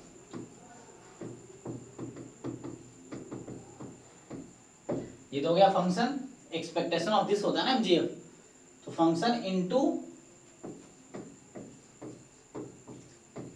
ठीक। तो x की लिमिट 0 से y, y की लिमिट 0 से 1। तो सबसे पहले तुम्हें इंटीग्रेट करना है किसको? सबसे पहले x वाले टर्म को, तो ये x, इसमें x को बाहर करो। तो पहले e की पावर t2 इंटू वाई बाहर करो, 8y बाहर करो, बचा 0 से y, x वाले टर्म रखो, e की power t1 time x into x dx, और जो बचेगा बाद में उसका इंटीग्रेशन होगा dy। देख लो एक बार ढंग से।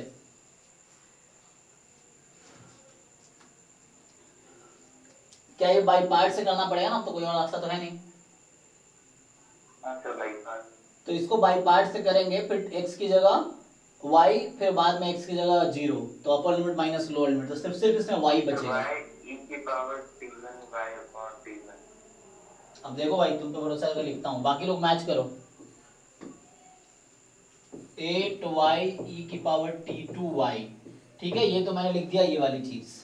अब तुम बताओ ये इंटीग्रेशन कितना आया, तुम क्या कह रहे हो? हाँ सर, वही इसकी लिमिट ही बता रहा था। नहीं, फाइनल बताओ, ये इंटीग्रेट करके कितना आएगा, ये क्वांटिटी कितनी आएगी पूरी? हाँ तो y e की पावर t1 y हाँ, अपॉन t1। बाकी लोग एग्री करते हैं, देख लो, इतना ही। सर माइनस माइनस आगे माइनस भी है। हाँ हाँ, t1 minus t1 y e की पावर t1 y हाँ अपॉन t1 स्क्वायर।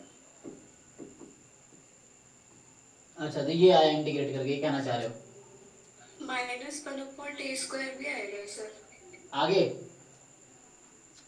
हाँ देखो भाई, बताओ, 0 भी रखना है, upper limit minus lower limit, y भी रखना है, बाद में माइनस 0 भी रखना है। हाँ माइनस 1/t²। ठीक है, क्योंकि 0 रखेंगे बाद में।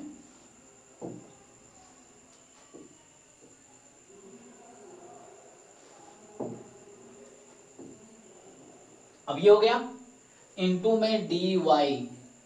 अब फिर से क्या है, मतलब बाई पार्ट ही तो है, बार बार लगाना। अब मल्टीप्लाई, इसको इसमें मल्टीप्लाई करो, इसको उसमें, फिर उसको उसमें।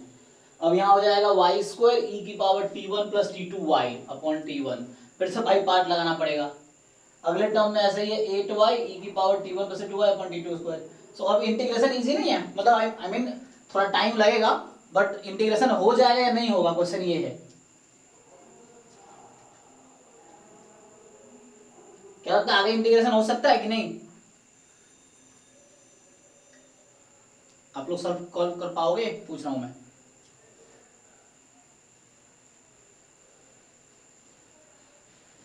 अरे कुछ तो बोलो, हाँ ना। हो जाएगा सर। है ना, सबने क्लास 12 में इंटीग्रेशन पढ़ा है, तो बस बाई पार्ट लगाना है। तो मेरा मतलब ये नहीं था आंसर क्या आ रहा है, क्वेश्चन ये क्या आप मतलब ये क्या आपको अप्रोच पता है, क्वेश्चन ये है। मैं क्वेश्चन क्यों लिखता हूँ बोर्ड पे, ताकि आप सॉल्व करो और आप ये खुद को पूछो कि क्या आपको अप्रोच पता है, क्या आप सॉल्व कर पाओगे ऐसे क्वेश्चन। नहीं कर पाओगे तो मुझे बताओ, फिर मैं बताऊंगा कैसे कर पाओगे। कर पाओगे तो करके देख लो कि होगा नहीं होगा, ये चीज है। ये मैं ऐसे ही खुद से क्वेश्चन बना बना के लिख रहा हूँ, ये जो लिखा हमने वो इसी पे सॉल्व कर लो। अब एग्जाम से क्वेश्चन आप ट्राई कर सकते हो, पेपर आपके पास ऑलरेडी है, ऐसा तो नहीं एग्जाम में क्वेश्चन छुपे पड़े हैं। पिछले 10-15 साल 20 साल पेपर मार्केट में अवेलेबल है हर सेंट्रल यूनिवर्सिटीज के, तो आप उठाओ, देखो सॉल्व करके किस पे कैसे क्वेश्चन आए।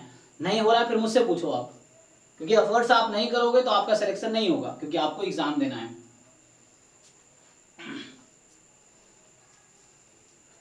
आप अगर एफर्ट्स कर रहे हो, आप कोई बुक ढंग से फॉलो कर रहे हो, हमें मुझे फॉलो कर रहे हो, आप प्रीवियस पेपर देख रहे हो, तो आपको पता है क्या आ रहा है, आपको कितना आता है, एग्जाम में क्या पूछा जा रहा है, तो वो काफ़ी है। और जो बच्चे अभी CUET के एग्जाम देंगे उनका ही सिलेक्शन होगा, तो आप भी दोगे तो आपका भी सिलेक्शन होगा, सिंपल है। ओके, तो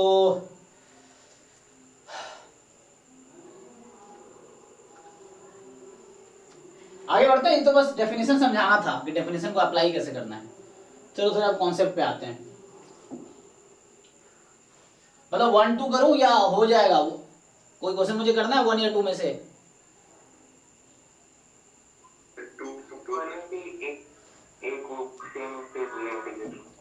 टू में क्या फिर से इंटीग्रेशन ही तो है, क्या ही नया होगा?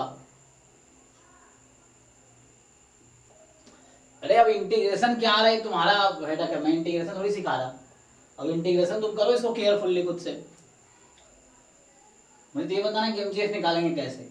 अब आगे इंटीग्रेट तो कर दोगे ना, करके देखो केयरफुली क्या है। सेकंड क्वेश्चन में भी क्या ही नया है, क्या ही नया होगा सेकंड क्वेश्चन में? इंटीग्रेशन फंस रहा है।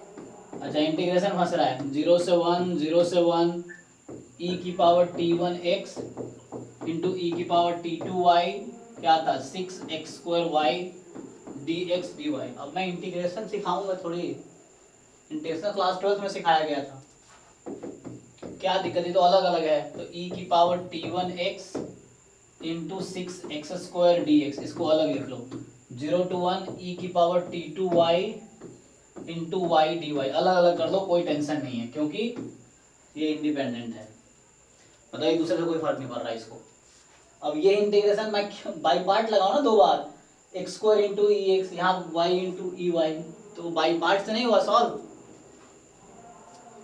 ये सर वही है, पर अलग क्यों सर? क्योंकि कोई फर्क नहीं, एक्स वाई हो उसमें मतलब नहीं है, तो बात वही है, क्योंकि यहाँ लिमिट 0 से 1 लोगे ये कांस्टेंट आ जाएगा, इसमें एक्स तो आना नहीं है, या इसको तुम इंटीग्रेट करोगे 0 से 1 में एक्स आ जाएगा। यहाँ अलग इसलिए कर पाए क्योंकि लिमिट एक दूसरे से इंडिपेंडेंट है और फंक्शन भी एक दूसरे से फ्री है। फ्री समझ आ रहा है? प्रोडक्ट में तुम लिख सकते हो एक दूसरे को अलग अलग, एक्स के टर्म अलग, वाई के टर्म अलग, एक्स के टर्म अलग, वाई के टर्म अलग।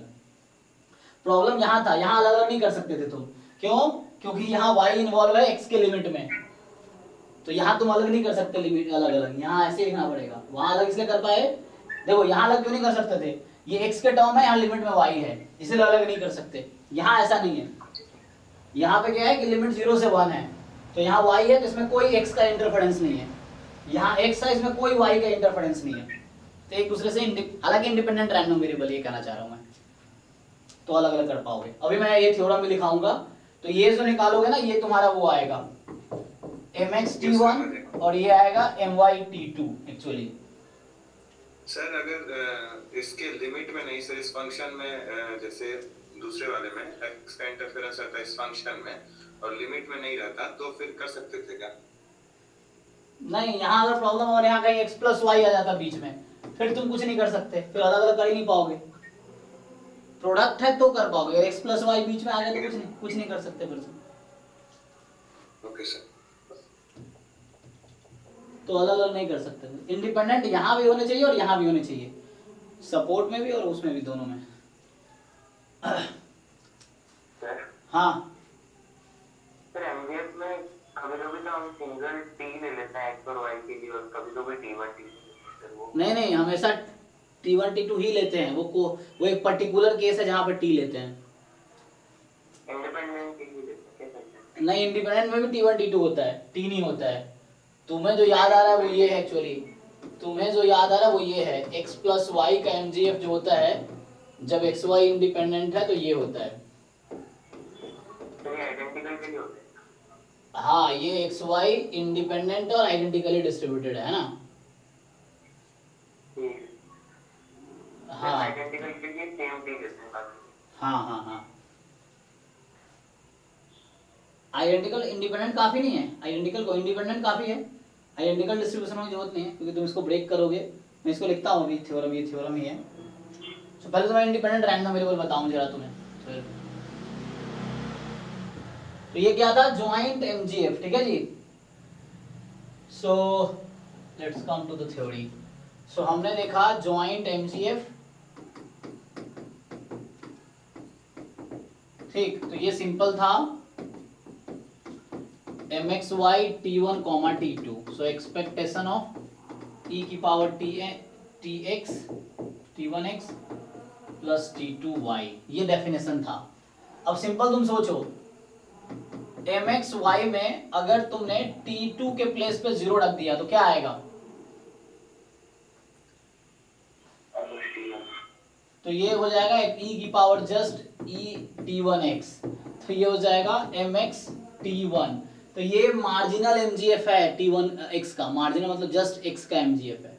Similarly in the joint mgf if you put t1 is equal to 0, in the joint mgf you put t1 is equal to 0, क्या होगा बोलो?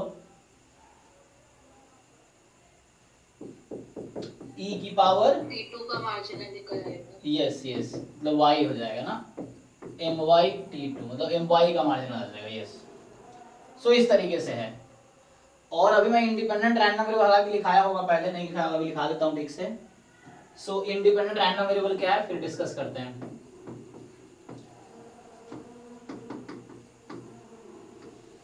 सो मान लो ऐसा है, two random variable x and y are independent if and only if, पहली तो property है कि जो ज्वाइंट पीडीएफ है अगर कॉन्टिन्यूअस है तो उसके लिए बात कर रहा हूं। So this should be equal to this into y for all x comma y. और ये भी लिख सकते हो this if and only if, कोई भी चलेगा, इंडिपेंडेंट ये भी होगा ये भी होगा। ये सीडीएफ है, कैपिटल एक्स क्या है, सीडीएफ है।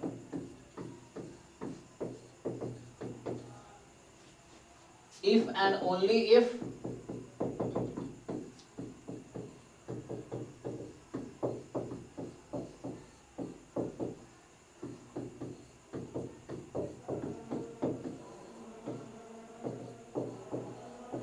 ठीक।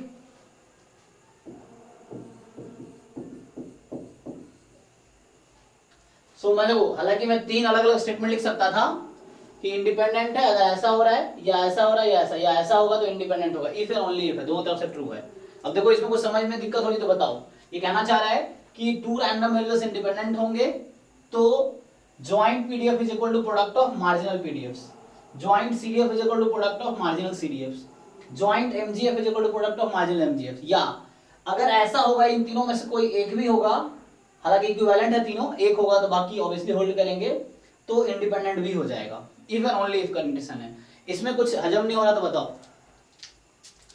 कुछ ऐसा है जो आपको समझ नहीं आ रहा इसमें?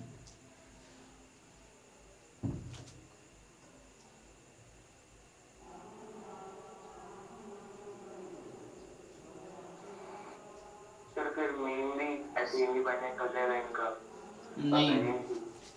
नहीं भैया, ऐसा नहीं होता। मीन में सिर्फ वन वे होता है, इफ एंड ओनली इफ नहीं होता।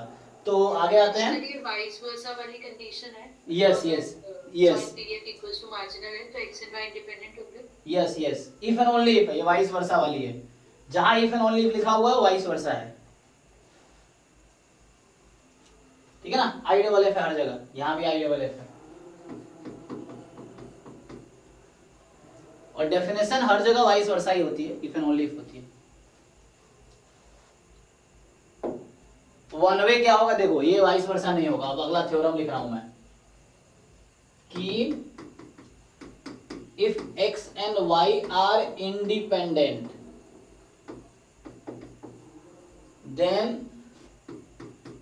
e of x into y will be equal to ex into ey। ये जस्ट वन वे है। देखो यहाँ इफ एंड ओनली इफ नहीं लिखा है मैंने सिर्फ देन लिखा है, मतलब कन्वर्स ट्रू नहीं है। तो रिमार्क ये है यहाँ पे कि converse of ever statement is not true.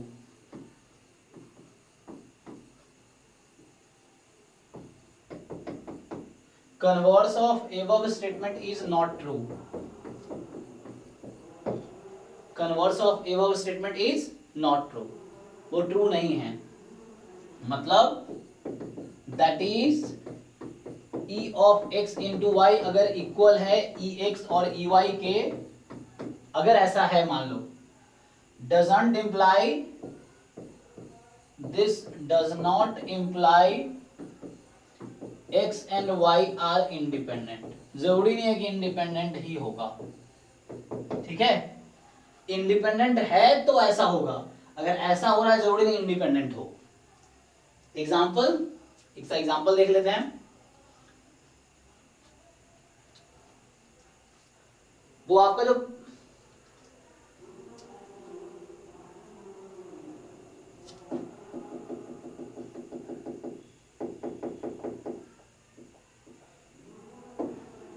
क्या इसको कंसीडर करते हैं, यहीं पे देखते हैं। इसमें बताओ मुझे तुम्हारा, ये एग्जांपल ले लो, कंसीडर दिस एग्जांपल ओनली। आओ इसमें बात करो। e ऑफ एक्स वाई आप लोगों ने निकाली थी ना, कितनी आई थी?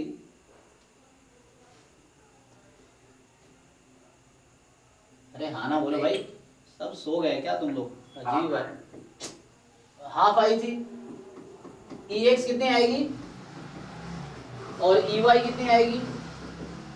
इंडिविजुअली ex कितनी आती है, इंडिविजुअली ey कितनी आएगी?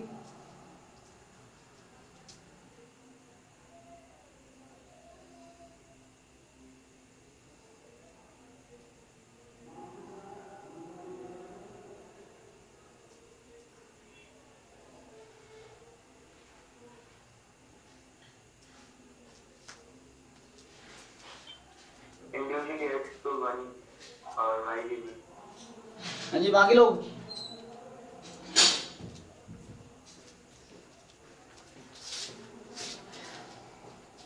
Yes, sir, बढ़िया। 0 EY 1 तुम लोग कर क्या रहे हो, मुझे समझ ये नहीं आ रहा। एक मिनट, EX को मैं दोनों ही कर। ये 1 1 आ रहा है, आप सब श्योर हैं? बाकी लोग? हाँ सर।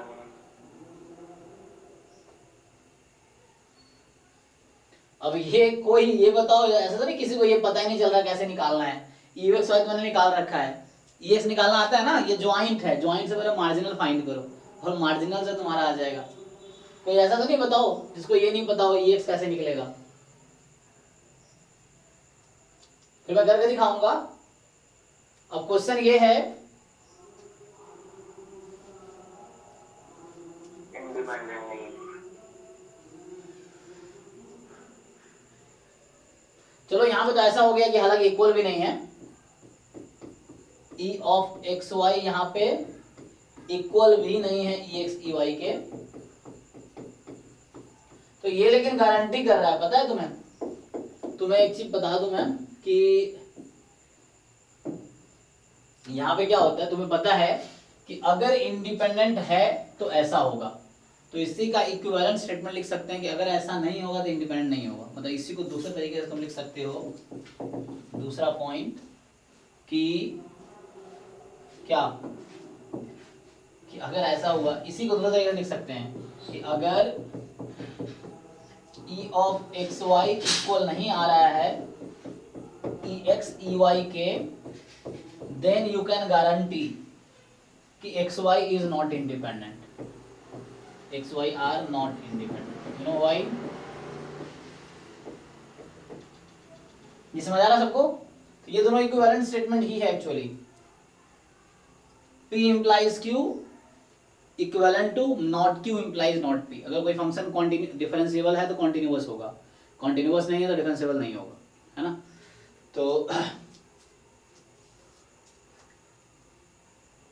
तो ये हमने जो पीछे एग्जांपल किया एक्चुअली वो इस पे आ गया कि ये इक्वल नहीं है तो वो पक्का एक इंडिपेंडेंट तो नहीं होगा। लेकिन अगर इक्वल आ जाता तो क्या करते? सोचो, मैं जो एग्जांपल जिस सेंटेंस से ढूंढ रहा था, अगर ऐसा देखो यहाँ तो हो गया कि ठीक है, तो इसका मतलब है कि x and y are not independent, मतलब डिपेंडेंट है, ये हो गया। अगर हो जाता ex y equal to ex ey तो कुछ कह पाते क्या हम लोग? बताओ। नो सर, उसमें कंफर्म नहीं होता ना कि वो इंडिपेंडेंट है कि नहीं। यस, तो अगर ऐसा हो जाता ex y is equal to ex ey तो हम कुछ नहीं कह सकते, इंडिपेंडेंट हो भी सकता है नहीं भी हो सकता है, इन जनरल ट्रू कोई एक स्टेटमेंट नहीं होगा। सो ठीक है, ऐसा कोई एग्जांपल बताओ जहां पे ऐसे आते हैं ना कि जहां पे वैसा हो जाए, तो हम कंस्ट्रक्ट कर सकते हैं हालांकि कि जहां पे ऐसा हो रहा हो कि ये दोनों इक्वल हो बट वो इंडिपेंडेंट ना हो। ऐसे कई सारे एग्जांपल मिल जाएंगे तुम्हें बुक में। सो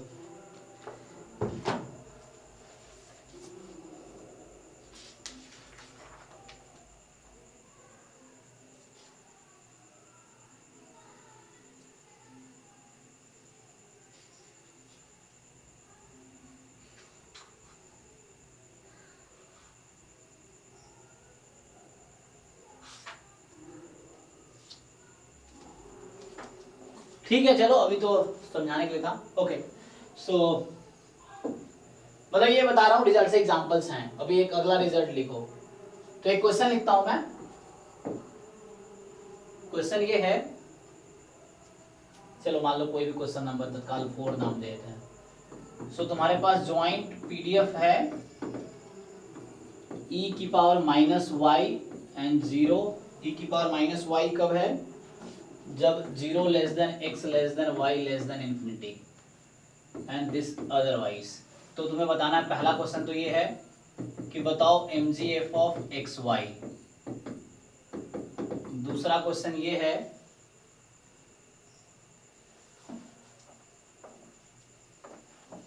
तुम्हें ये पूछा जाएगा कि क्या xy इंडिपेंडेंट है?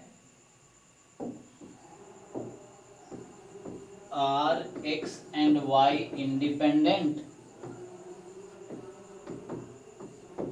आज ही 2 टॉपिक हमने किया ना एमजीएफ के। तो क्या ये इंडिपेंडेंट है, तुमसे ये पूछा जा रहा है। तीसरा पार्ट तुमसे पूछ सकता है कि क्या e of x y equal है ई एक्स ई वाई के।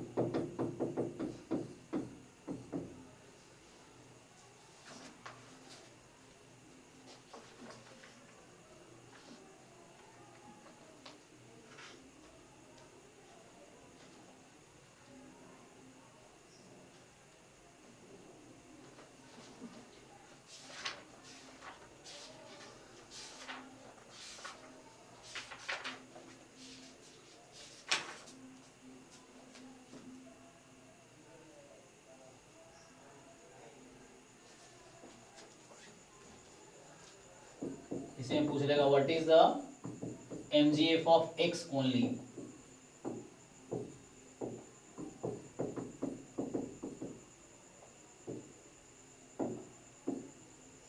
तुमसे पूछ लेगा what is MGF of y only. ये तो मैं कई सारे पार्ट्स बना रहा हूँ, एग्जाम में 1-2 पार्ट होंगे जिसी पे उल्टा कर देगा यस नोट पूरा करके।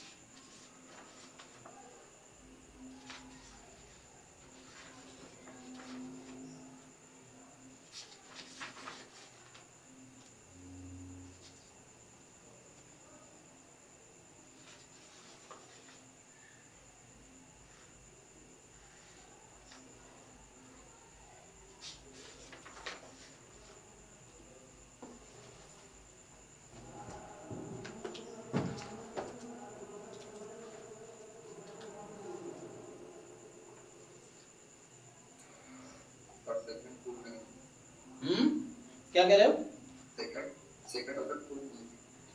तो आपका आंसर है नो। ओके,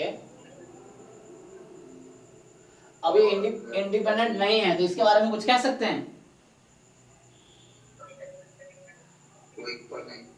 तुम्हें कैसे पता इक्वल नहीं है? इंडिपेंडेंट होता तो हम बोलते कि इक्वल है।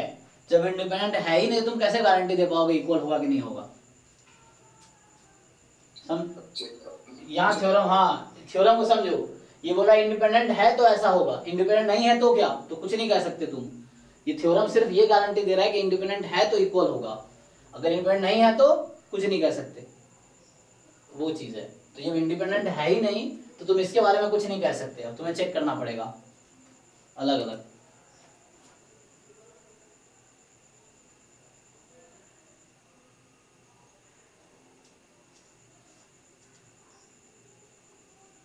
और हालांकि ये निकल गया तो ये दोनों पार्ट इजी है। इसमें T2 को 0 रख दो तो ये वाला आ जाएगा, T1 को 0 रख दो तो ये वाला आ जाएगा। फिर ये चेक कर दो, देखो इसी से सारे काम हो जाएंगे। ये जो आया, अब ये दोनों फाइंड कर दो और देखो इन दोनों को मल्टीप्लाई करने पे ये आ रहा है क्या? समझ रहे ना? इंडिपेंडेंट चेक करने के लिए कि joint MGF is equal to product of marginal MGF. तो इस क्वेश्चन में एमजीएफ यूज कर रहा हूं मैं, नहीं तो तुम वैसे भी यूज कर सकते हो। इसका मार्जिनल पीडीएफ निकालो, कई सारे तरीके हैं। यहाँ देखो 3 तरीका तो यही लिख रखा है मैंने। इंडिपेंडेंट दिखाना है तो तुम क्या करोगे? कहाँ गया वो? अरे ये लग रहा है ये ना, हाँ ये 3 तरीका तो ये लिख रखा है। अगर मुझे इंडिपेंडेंट दिखाना है तो मैं क्या दिखा दूं कि जॉइंट पीडीएफ प्रोडक्ट ऑफ मार्जिनल्स है, या joint CDF product of marginal CDF है, या joint MGF product of marginal MGF. कोई भी दिखा दो इन 3 में से तो हो गया इंडिपेंडेंट। ऐसे करो, ये अभी तत्काल होमवर्क के लिए रख लो। अभी 1-2 और लास्ट क्लास में हमने क्या किया था? लास्ट क्लास में हम लोग किए थे कंडीशनल, कर रहे थे ना expectation and variance. Last class में फाइंड किया था हमने कि for example e of x given y, हमने डिफाइन किया था ना x time f of x given y, ये किया था ना, जो भी सपोर्ट होगा। फिर ऐसे अगर मान लो वेरिएंस की बात आती है कि variance of x given y, तो ये बिल्कुल वैसा ही होगा जैसे e of x square given y is equal to y, मान लो y यहाँ गिवन है, इस तरीके से मान लो, तो minus e of x given y whole square ऐसे ही आ जाएगा। अब ये कैसे आएगा, तो ये इस तरीके से ही आ जाएगा, अगर यहाँ x स्क्वायर है तो यहाँ x स्क्वायर हो जाएगा। गेटिंग पॉइंट, तो इस तरीके से कंडीशनल एमजीएफ शायद नहीं लिखा है।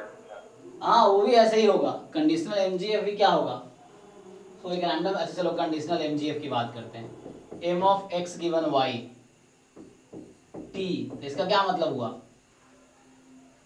बोलो कोई भाई, इसका क्या लिखो, इसका क्या मतलब हुआ?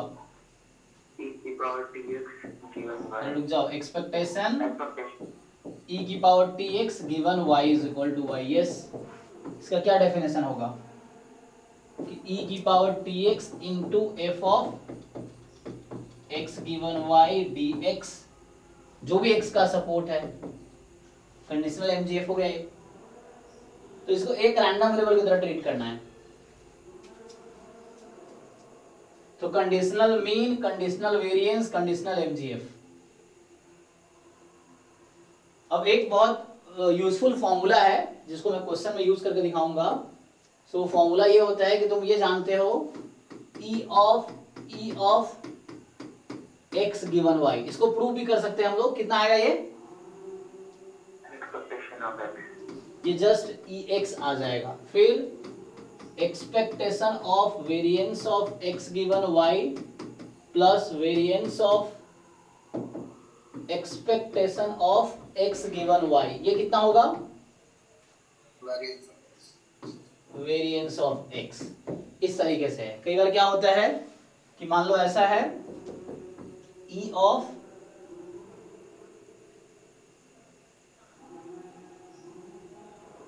जैसे मान लो ऐसा है x into y given y, so यहां y एक्चुअली गिवन है, तो you can take this y outside.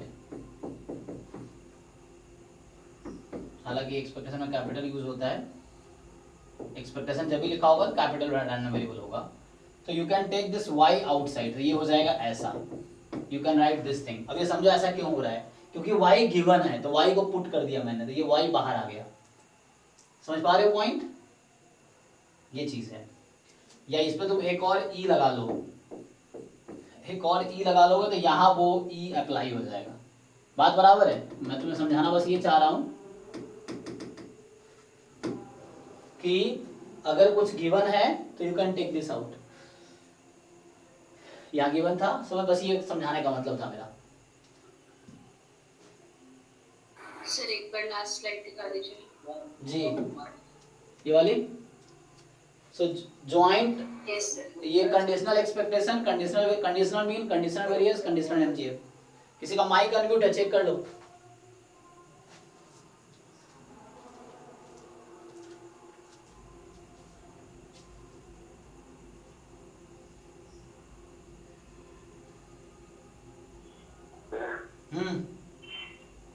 अभी आप मुझे एमजीएफ निकालने के लिए दिया है, तो उसमें इंफिनिटी वाला वो केस बढ़ रहा है, e की पावर इंफिनिटी।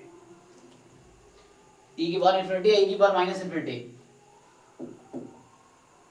वहाँ पे इंफिनिटी आ रहा है। इन्फिनिटी क्यों आएगा?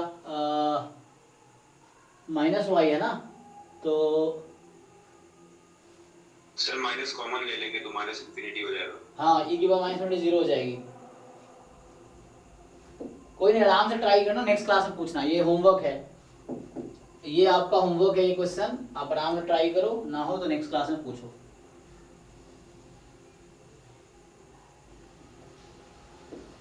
ठीक है ना? ये क्लियर है डेफिनेशन? हालांकि फिर से यहाँ tx है तो यू कैन, अरे यार, ये जब भी एक्सपेक्टेशन है तो कैपिटल रैंडम वेरिएबल होता है एक्सपेक्टेशन ऊपर, यहाँ ठीक है स्मॉल लेटर। और ये कुछ आइडेंटिटी है जिसको प्रूव किया जा सकता है, इसमें क्वेश्चंस में काफी यूज होते हैं इसके। बाकी आप लोग जानते हैं f of x given y को कई बार हम ऐसे भी यूज करेंगे कि, है ना, तो इसका डेफिनेशन क्या होता है, f of x y upon f y of y, इसी को तुम क्रॉस मल्टीप्लाई कर दो। तो यहाँ से कई बार ज्वाइंट दिया होता है, तो ज्वाइंट को आप लिख सकते हो f y of y into f of x given y x given y. ये तो एक तरीका हो गया। सिमिलरली दूसरे तरीके से भी इसको लिख सकते हैं हम लोग, ये होता है f x of x f of y given x y given x. बात बराबर है। ये बिल्कुल वैसा ही है जो था मल्टीप्लिकेशन रूल ऑफ प्रोबेबिलिटी। ये कंडीशनल प्रोबेबिलिटी होता है और इसका नाम होता है मल्टीप्लिकेशन रूल ऑफ प्रोबेबिलिटी। तो वैसे क्रॉस मल्टीप्लाई किया जस्ट। ये कुछ आइडेंटिटीज हैं। अब आप इसमें प्रॉब्लम से प्रॉब्लम जब तक प्रैक्टिस नहीं करो फॉर्मूला याद नहीं होगा। रट्टा काटने से बिल्कुल याद नहीं होगा, कोई फॉर्मूला रट्टा मारने से याद नहीं होगा, उस पर क्वेश्चन सॉल्व करने से याद होगा। फिर से मैं कह रहा हूँ क्वेश्चन कहाँ है सॉल्व करोगे, तो बुक से सॉल्व करोगे। तुम इस टॉपिक देखोगे किस बुक में है, प्रसन्ना साहू उठा लो, कुछ कोई बुक समझ नहीं आ रहा तो प्रसन्ना साहू वाले में बहुत सारे क्वेश्चन है, गुप्ता कपूर वाले क्वेश्चन बुक में बहुत सारे क्वेश्चन हैं, ऑनलाइन तुम टॉपिक सर्च कर लो, बहुत सारे क्वेश्चन तुम्हें मिल जाएंगे। प्रीवियस ईयर पेपर उठा लो, उसमें देख लो। अभी नेक्स्ट क्लास में क्वेश्चन रहा हूँ क्योंकि नेक्स्ट बैच 9 से 11 मेरी फिर से दूसरी क्लास है अभी, तो टाइम भी खत्म ही हो रहा है। तो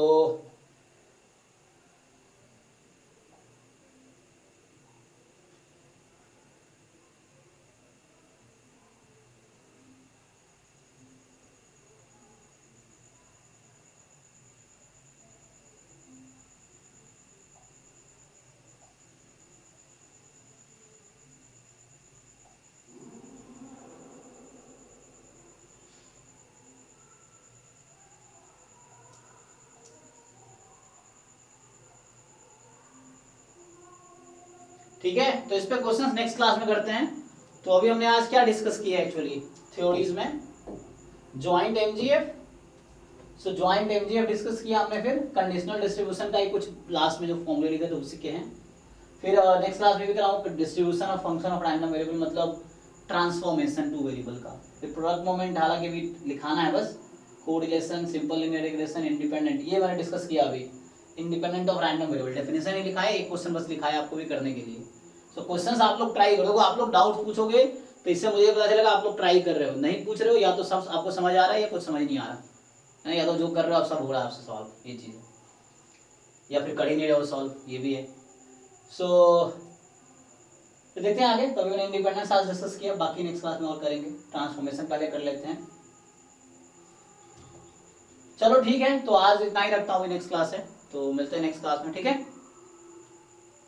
ओके चलो ठीक है, थैंक यू, गुड नाइट।